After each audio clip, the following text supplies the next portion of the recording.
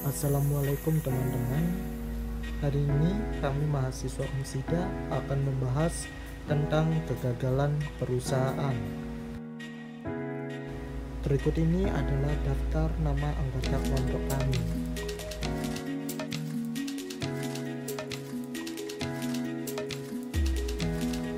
Kegagalan perusahaan adalah keadaan di mana suatu perusahaan tidak mampu lagi memenuhi kewajiban lancarnya.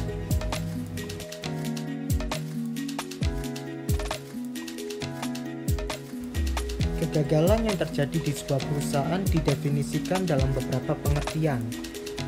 Kegagalan ekonomi, yang merupakan keadaan di mana suatu perusahaan kehilangan uang atau pendapatan, sedangkan kegagalan keuangan merupakan makna kesulitan dana, baik dalam pengertian kas atau dalam pengertian modal kerja.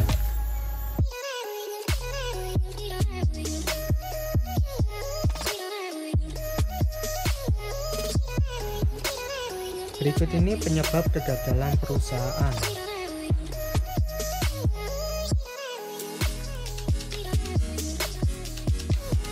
Ada faktor internal, manajemen yang tidak efisien, ketidakseimbangan modal dan piutang-hutang yang dimiliki, serta adanya kecurangan yang dilakukan manajemen. Dalam faktor eksternal, perubahan keinginan pelanggan yang tidak diantisipasi, kesulitan bahan baku, adanya kecurangan, hubungan tidak harmonis dengan kreditur, persaingan bisnis yang semakin ketat, serta kondisi perekonomian global yang semakin memburuk. Berikut ini merupakan reorganisasi perusahaan.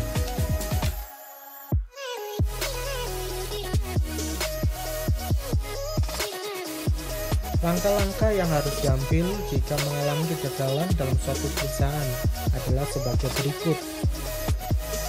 Menyadari kegagalan, evaluasi segera, cepat koreksi dan lakukan perubahan, lakukan konsolidasi, buat rencana baru yang lebih efektif, cepat bertindak.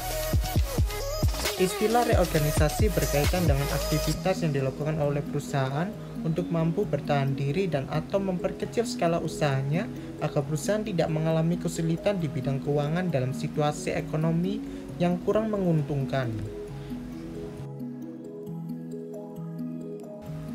Reorganisasi dan konsolidasi dapat dilakukan dengan cara melakukan penghematan biaya, menjual aset yang tidak diperlukan, divisi yang tidak menguntungkan dihilangkan, serta menunda rencana ekspansi dan memanfaatkan kas yang ada. Reorganisasi finansial ada beberapa langkah yang perlu dilakukan, yaitu menentukan nilai perusahaan, menentukan struktur modal yang baru.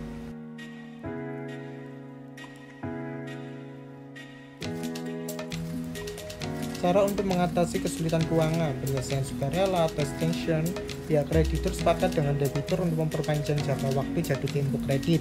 Composition, menerima sebagian dan merelakan sebagian tagihan.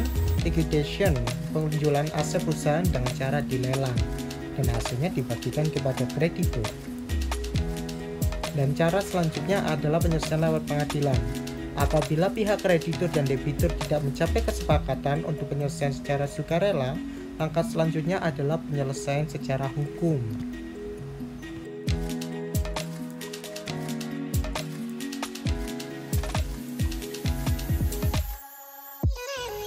Terima kasih teman-teman. Tadi adalah presentasi dari kami. Terima kasih dan jangan lupa untuk like, subscribe, dan komen ya. Wassalamualaikum warahmatullahi wabarakatuh.